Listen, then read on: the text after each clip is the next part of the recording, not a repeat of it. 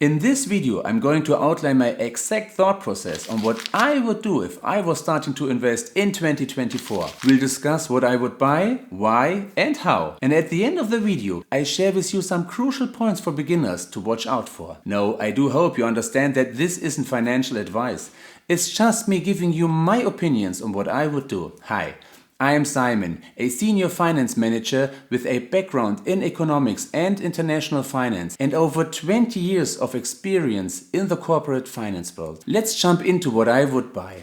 I would invest in an S&P 500 ETF, and I'm convinced that this would be a smart strategy for many investors due to several key reasons. Number one, an instant diversification. It allows you to instantly diversify your investment portfolio.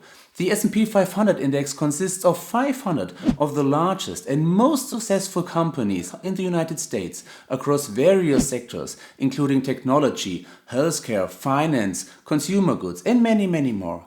By investing in this ETF, you gain exposure to a wide range of companies and reducing the risk associated with investing in individual stocks. Number two, low costs. ETFs typically have lower fees compared to mutual funds and other investments. The management fees are often very competitive, making them a cost-effective option for investors.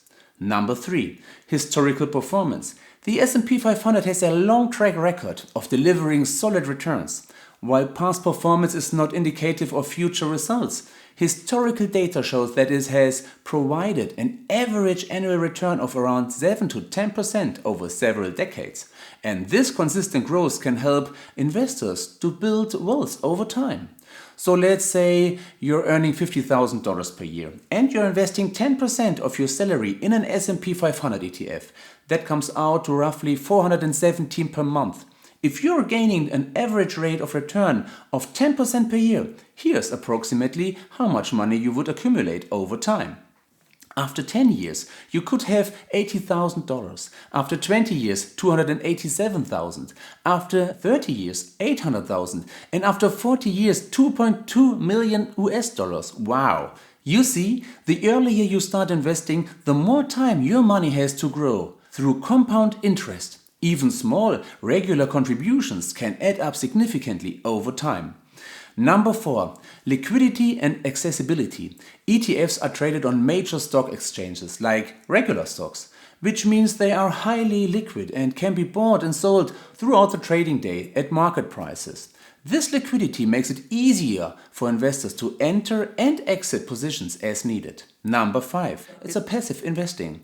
Investing in an S&P 500 ETF is a form of passive investing, which means you are not actively trying to beat the market by picking individual stocks.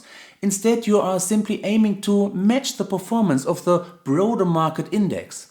And this passive approach can be less time-consuming and less stressful for investors compared to actively managing a portfolio. And now let's discuss how to invest. Number one, choose a broker.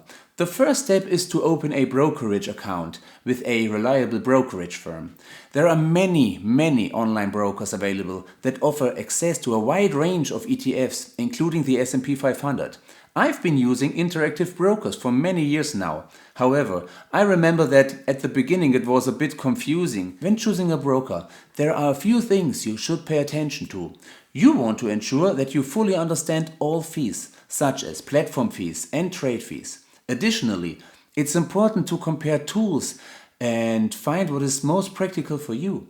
I've linked 11 of the top-rated brokers in the description below, and I have selected these brokers specifically for beginners, considering key factors like customer support, account minimums, and educational resources.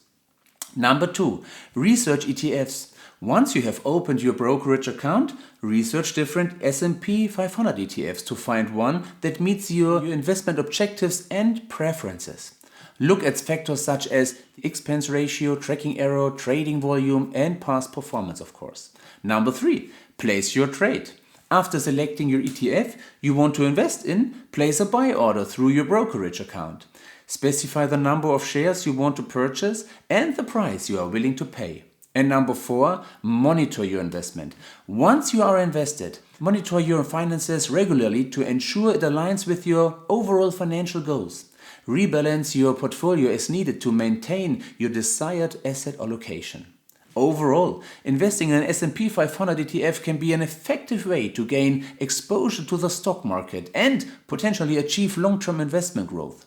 However, it is essential to do your research, assess your risk tolerance, and consult with a financial advisor if needed before making any financial decisions. Here are some key pieces of advice from me. I often notice people getting caught up in the search for the perfect index fund or fixating on the performance of various investments.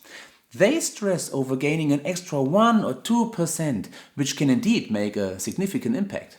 For instance, if you invest $200 a month for 30 years at a 10% return, you'll have $456,000. However, with just a 2% boost in returns, you could end up with $700,000, a substantial difference. But rather than dedicating all your energy to navigating the stock market, which may not be your expertise, I would rather view it as a vehicle to grow your wealth steadily. Instead, focus on enhancing your day-to-day activities, aim for promotions, explore new job opportunities, or acquire new skills. Imagine if you were able to double your monthly investment to $400 through a side hustle or a career advancement. In that case, you'd potentially reach $900,000. Of course, you don't need to invest solely in an S&P 500 ETF to build, for example, a healthy retirement fund. If you have access to a 401k with employer matching contributions, for example, it's wise to invest a portion of your money there to earn that full match. And remember, you don't have to make good decisions right away. You just have to start making decisions. Investing is a journey, and it's okay to start small. For the record, investing $100 monthly in an S&P 500 ETF for 30 years, assuming again an average return of 10%, should result in a future value of approximately $226,000. And you can always refine your strategy and make adjustments along the way.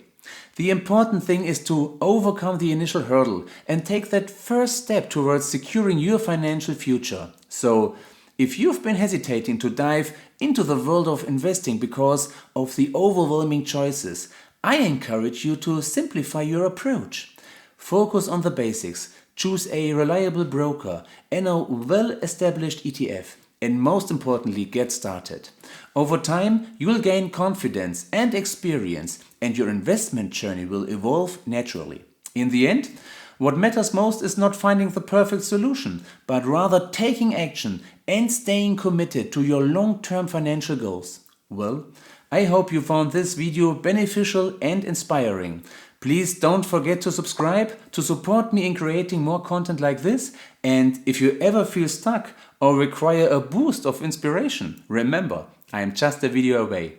See you soon. Bye.